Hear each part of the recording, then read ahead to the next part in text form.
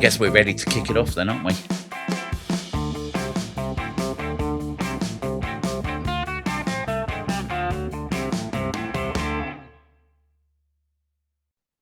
Okay, good afternoon, good evening. Welcome to this talk on the Canadian experience with Dr. Philip Oldfield of the Canadian COVID Care Alliance.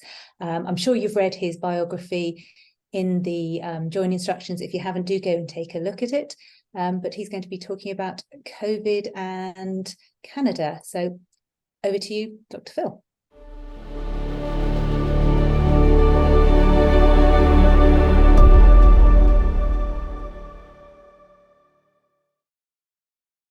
Did you say Dr. Phil there? Oh no. I did actually. It was a slip of the tongue. I'm really sorry. You so dead. What can I say? Well, first of all, I'd like to say that treat me not as a speaker, but as a tour guide.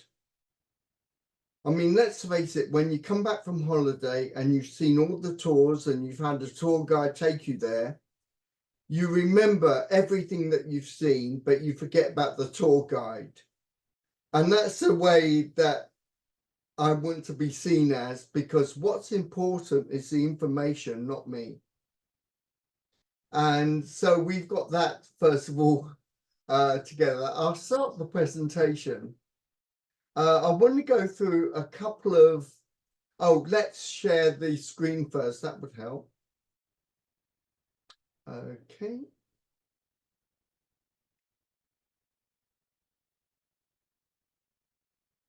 Okay, can you see the screen?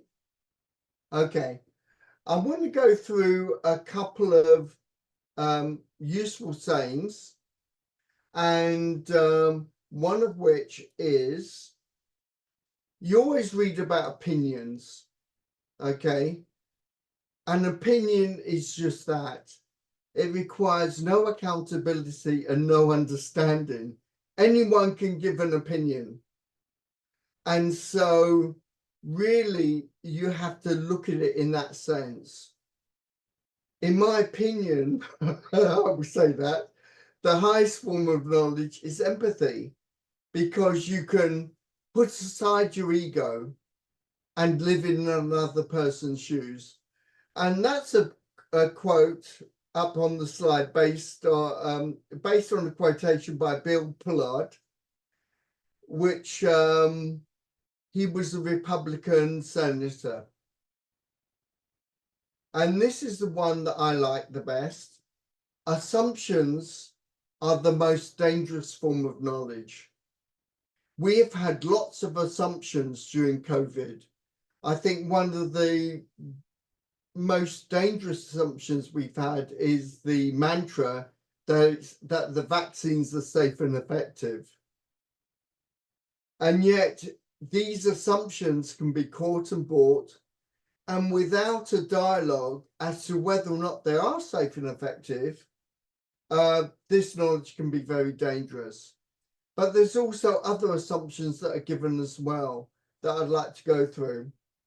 And what I'm going to give you a tour on is what's been happening in the media in Canada, which I'm sure is the same as that in the UK. Right, now CBC is the equivalent of the BBC in the UK. It's the Canadian Broadcasting Corporation. And if you read the top line, it says, what's wrong with the vaccine hesitant? There's an assumption there. The assumption being is that there is something wrong with the vaccine hesitant. Now, I'm not going to go through each of these sections, but you'll find that people have been singled out. The Black Canadians have been singled out as being a minority group. The one I like, and I'm sure you've come across it yourself, vaccine hesitancy can make for awkward talks. Well, how can I tell you about that? Because when you're talking to someone who's been vaccinated and you mention you've been unvaccinated, that does bring for an awkward talk, but it's not the vaccine hesitance that is at fault. I mean, whenever I've gone up to someone and said I'm not vaccinated, I get called, I'm spreading misinformation. Sometimes they can be pretty abusive. And I'm sure a lot of people can come across that, as, I've come across the same situation. The one that gives me a good laugh is that the University of Calgary have actually given a hesitancy guide to give doctors facts for struggling patients.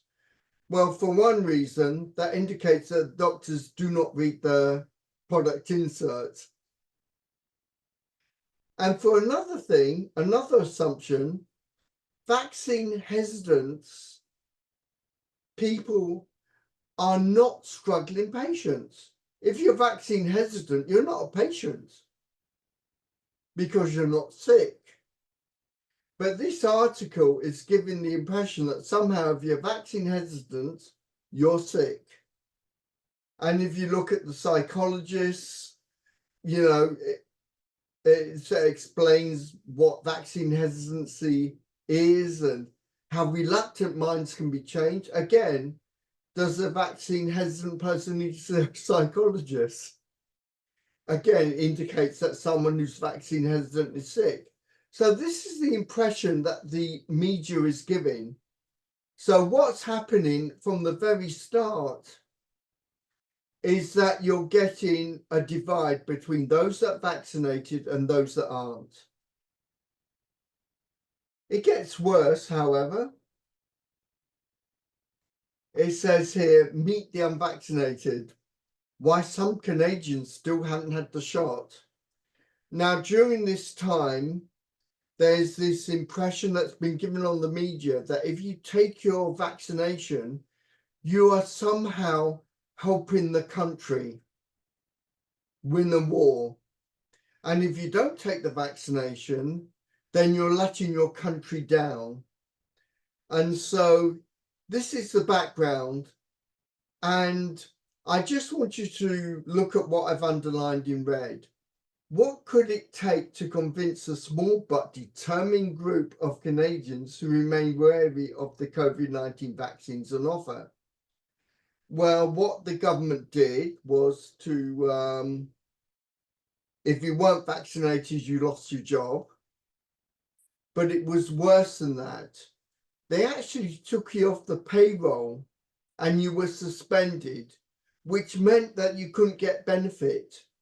So effectively, they were trying to starve you to go back to work and have a vaccine. What they didn't mention in this article is that people who are unvaccinated have concerns about how the vaccines were assessed and about the side effects, including death, that have been recorded. And so let's take a look at the side effects. Okay, so this is the VAERS database, and the reason why I've got VAERS instead of the Canadian equivalent is that the Canadians don't have an equivalent. In fact, to try and get information on vaccine injuries is like pulling teeth when you get on the website. But this, but the VAERS database is maintained by the CDC and FDA. It's fairly reliable. But what I want you to notice is the histogram below, which has the number of deaths. And from 1990, it's fairly flat. And the reason why it's fairly flat is because the scale is normalized.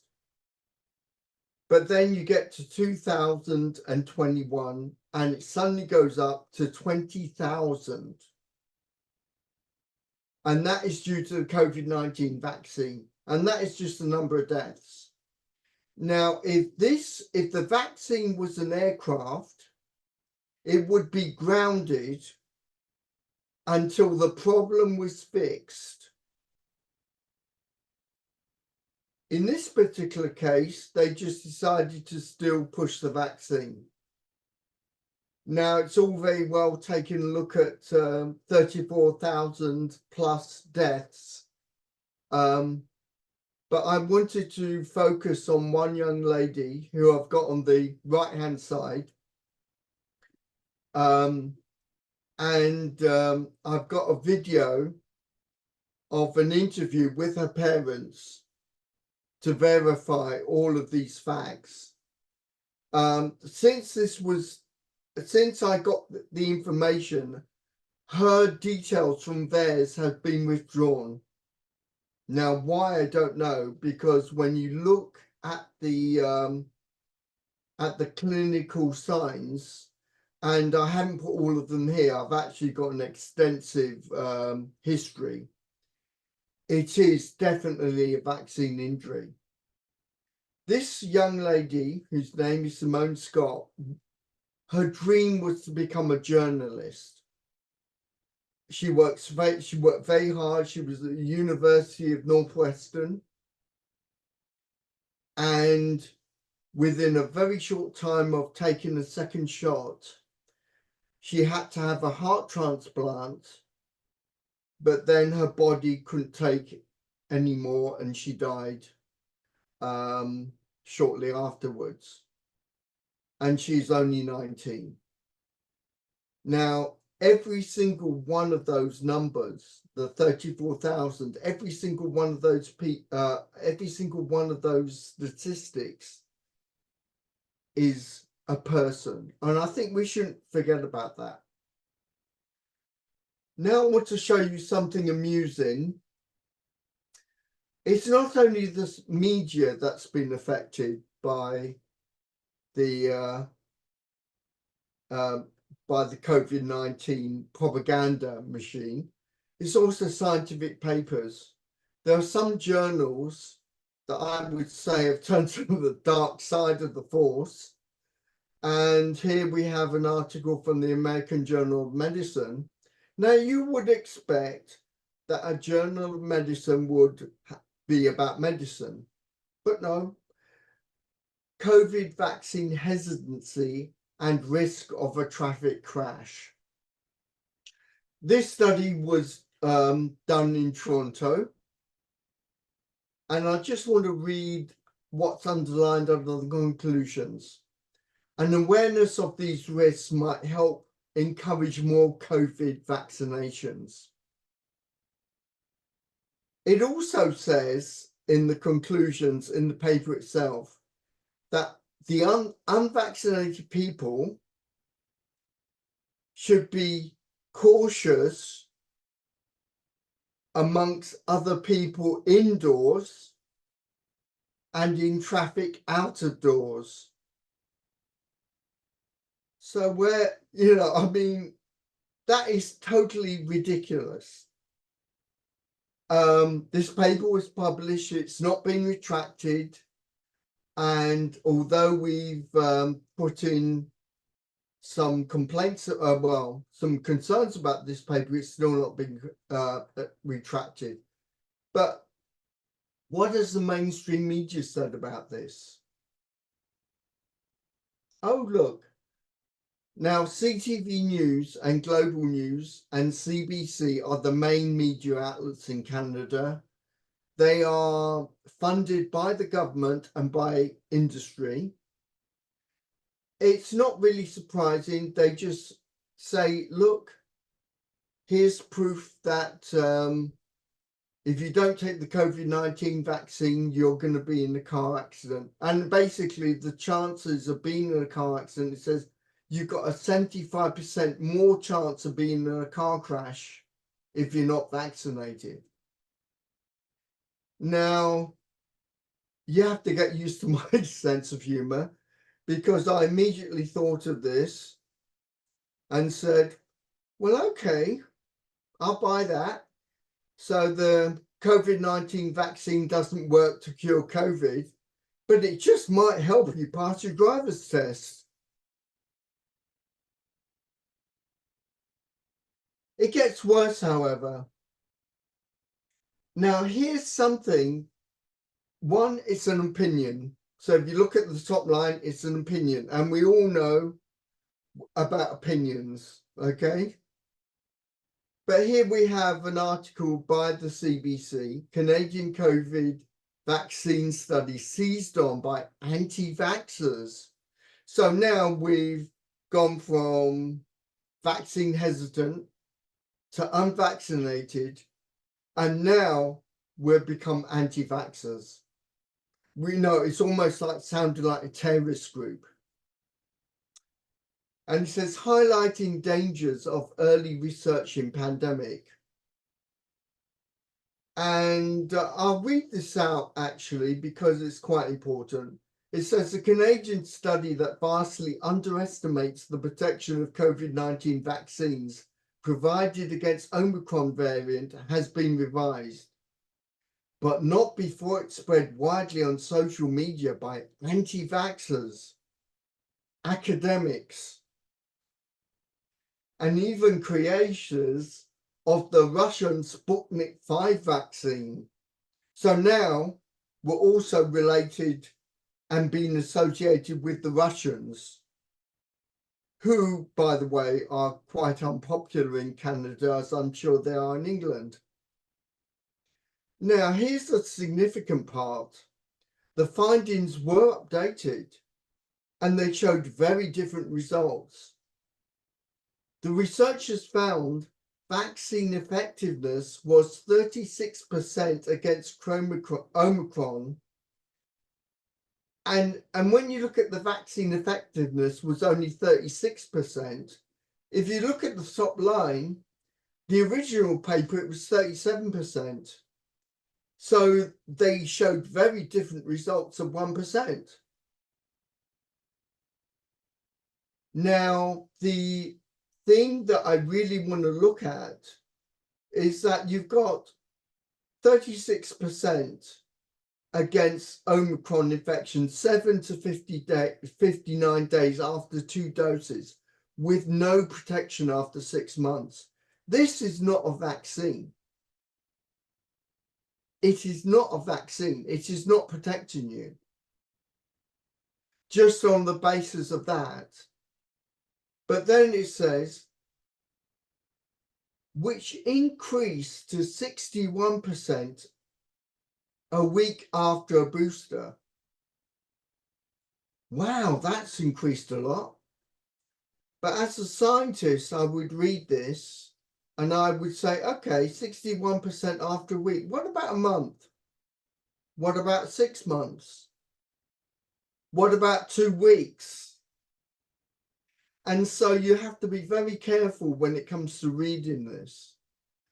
But what this article is actually portraying is that anti-vaxxers and academics and Russians now were using the social media to produce misinformation. And yet, the article has not debunked the actual paper itself, which tells me that the scientific paper is actually, if this paper could be shown to be false, the news would have said so. So I can say on the basis of this that the actual findings by the scientific group were correct. And based upon that, if I was to read the paper, I would say this is not a vaccine, or at least it's not behaving like one. Now, the media has effectively separated the vaccinated against the non-vaccinated. And this next slide, I'm going to spend a bit more time over it because it's really important. And I really don't know. I know how we should deal with it,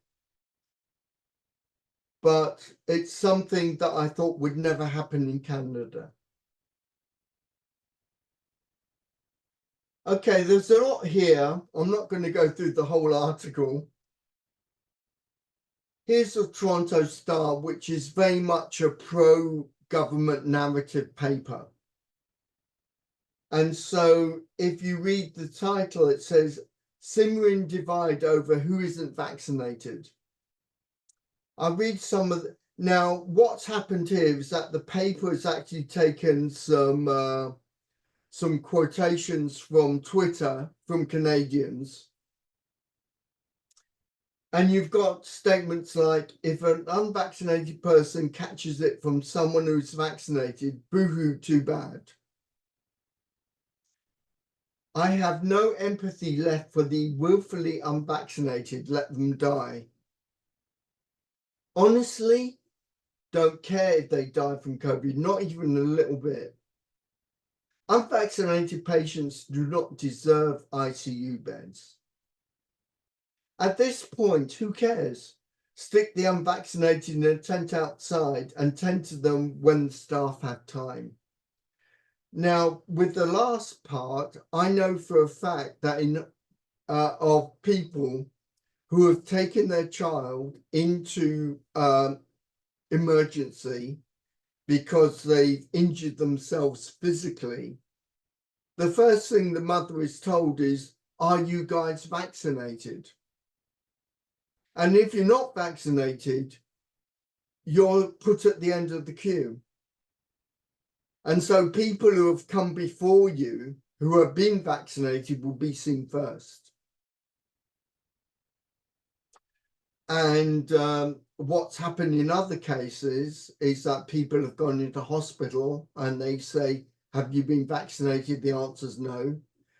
The doctor would then come out and totally be abusive, saying that the parents are irresponsible, how dare you have children, that kind of thing. It is, and especially when the health service asks patients to be respectful with the staff, I would expect the same professional conduct where the doctors and nurses should be professional with the patients. But this is what really disturbed me. Back in the fall of 2019, it would have been inconceivable for me to believe that ordinary people in Canada would state in such a public manner rhetoric reminiscent of Nazi Germany during the late 30s to 1945. And what I did, I took some of those statements and I substituted the word unvaccinated with Jewish or Jews. And I put it in red. And it reads, I have no empathy for, sorry, I can't read it out. But you see my point. How the media can turn a whole nation to hatred. Now, here's the title of the article itself.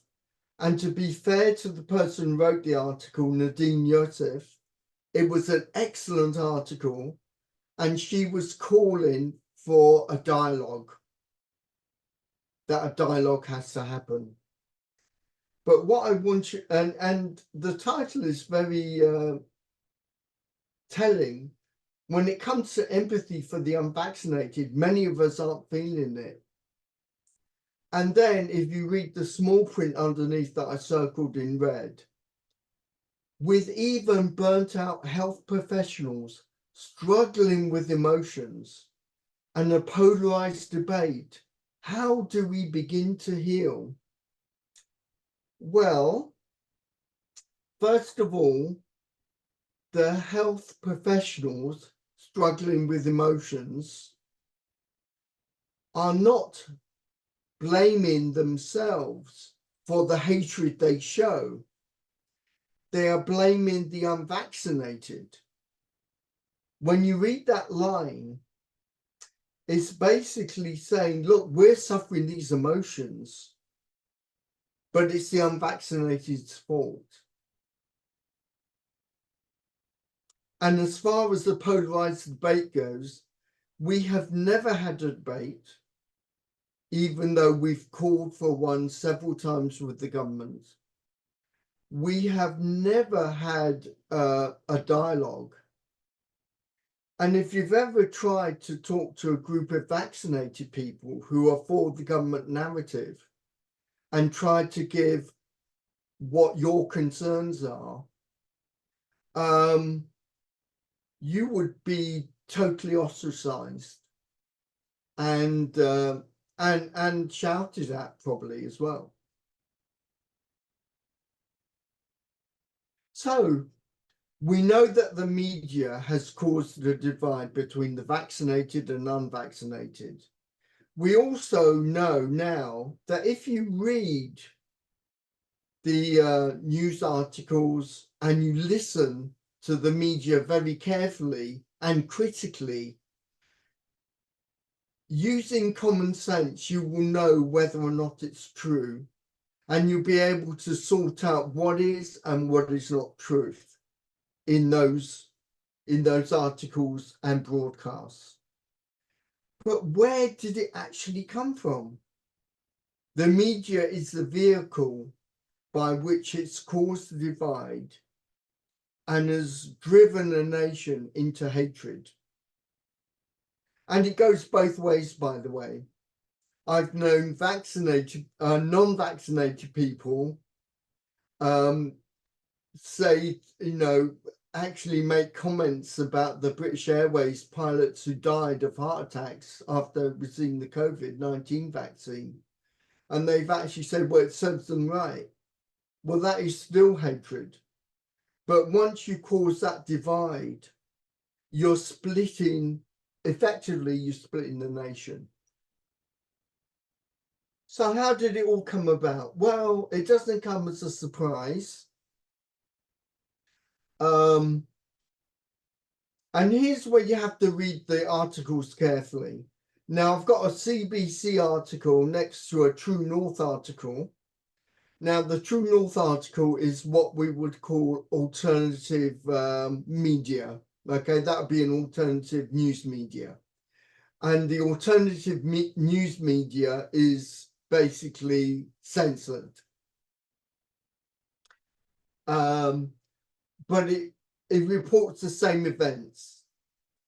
So Trudeau says Canadians are angry and frustrated with the unvaccinated. Well, the question is, what Canadians? It's just a general statement. It's a bit like saying, oh, all British people are upset with the unvaccinated. Well, what British people? What specifics have you got? It's a general statement. And by saying that Canadians are angry and frustrated with the unvaccinated, it's kind of adding fuel to the fire. Now, the PM's comments come after President Macron vowed to pressure France's vaccine holdouts. Now, what I want you to look at here is that Justin Trudeau says Canadians are growing more angry and frustrated with people who still refuse to get vaccinated. And then he says, while most Canadians have stepped up to get their shots, again, another thing that has been used throughout the pandemic is the word together. Together we can fight this, but only if we all get vaccinated. And so what's happening here is that the CBC article is using that to get people to look at the unvaccinated as somehow not pulling their weight. And then he says the unvaccinated remain a problem. And then when people are seeing cancer treatments and elective surgeries put off because beds are filled with people who choose not to get vaccinated, they're frustrated. Read this carefully. It doesn't say that the people who are unvaccinated have got COVID who are filling the beds.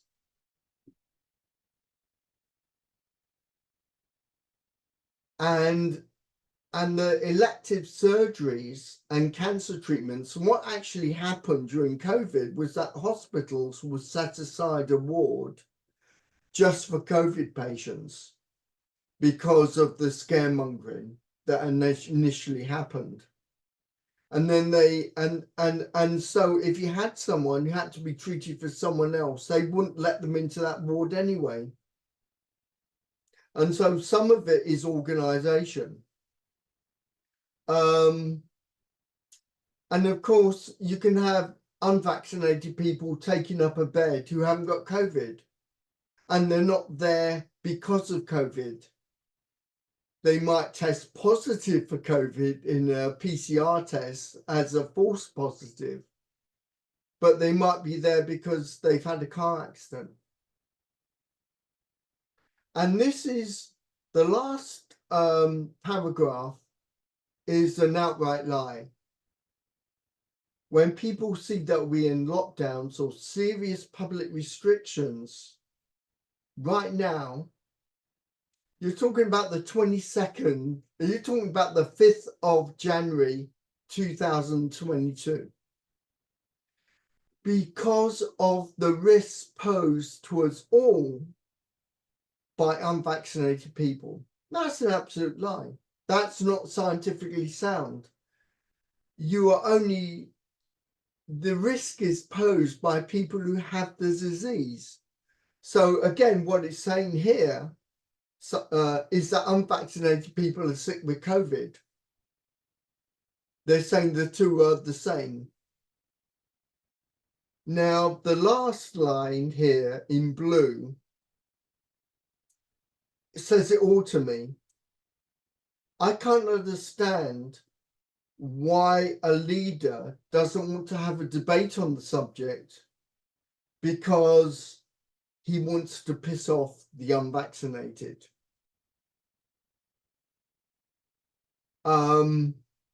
I think when it comes to leadership, what are we coming to? I mean, if that is not hatred from the leaders of both Canada and France, what is? And the True North article, I'll just read the first paragraph. It says, and this is actually true, Justin Trudeau called unvaccinated extremists, misogynistic, which I had to look up, which meant women haters, basically, and racist. Now he's blaming them for the queues and rationing in our centrally planned state-run healthcare system. Now in Canada, and I'm sure the same is in the UK, our healthcare system is stretched, and it always has been. And so when you take a look at these two articles, you'll find that the article on the left is promoting hatred. Now here is a video that I hope you'll be able to hear. And this is Justin Trudeau in 2017. Hear what he's got to say. The important thing to reflect on in that is ensuring that we're creating a society in which acts of hatred, acts of violent intolerance meant to strike fear into the hearts of a community are recognized as terrorism.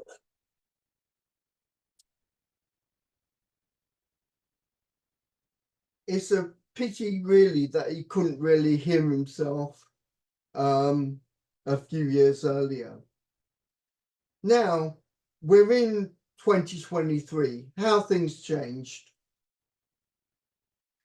Here we have a couple of articles, one by the Justice Centre and one by Rebel News, both of which are alternative media. And there was a person called Sheila Lewis, and she has been fighting for about 2 years to have an organ transplant. And she was terminally ill, but they refused to give her a transplant just because she wasn't vaccinated. And also she was naturally immune. So she was already immune to COVID. Now, after losing a few cases, she managed to win a case where she, instead of going after the health authority, she actually launched a lawsuit against the actual doctors themselves, in which case they settled out of court. Unfortunately, she died in August before she could have a transplant.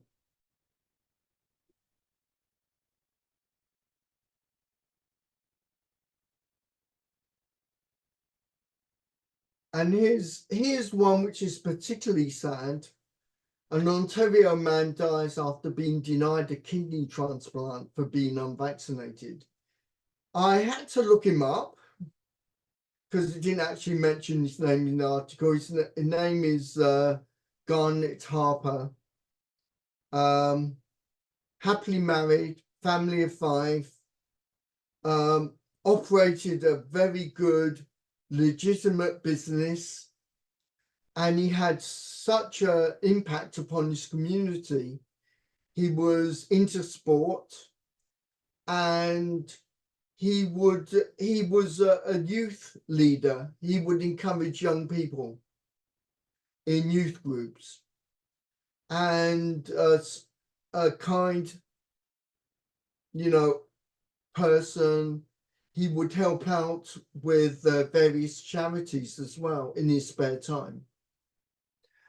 And so, and this article was written in July 2023, so it's this year.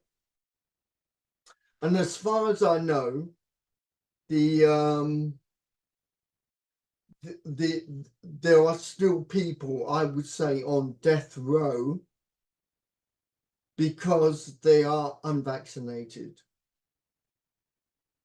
Now, instead of having a dialogue and a debate about these subjects, the government of Canada have adopted a different system.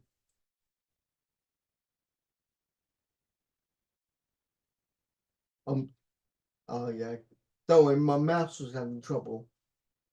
Okay. And that is, they're censoring. You got censorship. And so you still got, so alternative media, which will say what is true, are being censored. So people in Canada can't get their own news from social media.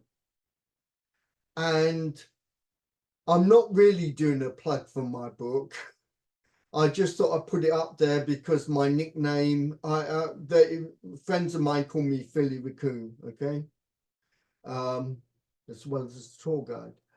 And I actually wrote this book, The Chronicles of Philly Raccoon, the New Normal, 2nd edition, because I got so fed up of the media and wanted to lock myself away and do something else. I tried painting, but it didn't work. So in the end, I wrote another book. But we have to, but people are being censored. Not only is the information being censored, but the people themselves are being discredited. And I suppose the modern term will be cancelled. And there's a lot of friends of mine in the scientific community who are definitely, oh dear, put it on the wrong one. Oh dear. Right, next slide. This is my last slide, by the way, you'd be glad to know. And it's by Dr. Arnie, it's a quotation by Dr. Arnie Burkhardt. And he was a pathologist who was shown the causality between vaccine death and the vaccine, between death and vaccine. He's a pathologist. He did multiple autopsies on behalf of parents and had shown that the vaccine had caused deaths, pardon me, sort of like myocarditis, heart failures, things like that. And he has shown that it's been the vaccine and not COVID. He died in August, I believe, unexpectedly and in mysterious circumstances.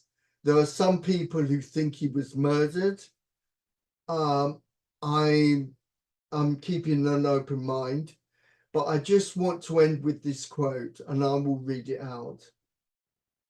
It's human responsibility that if I have the education and the ability to see something alarming and a threat to all humanity, there is no way out. Always question what the so-called experts tell you. Solidarity depends you stepping forward and come out when you see something going wrong. If I see a car heading for a child on the street, I have to do something. I cannot turn my back and say bad luck.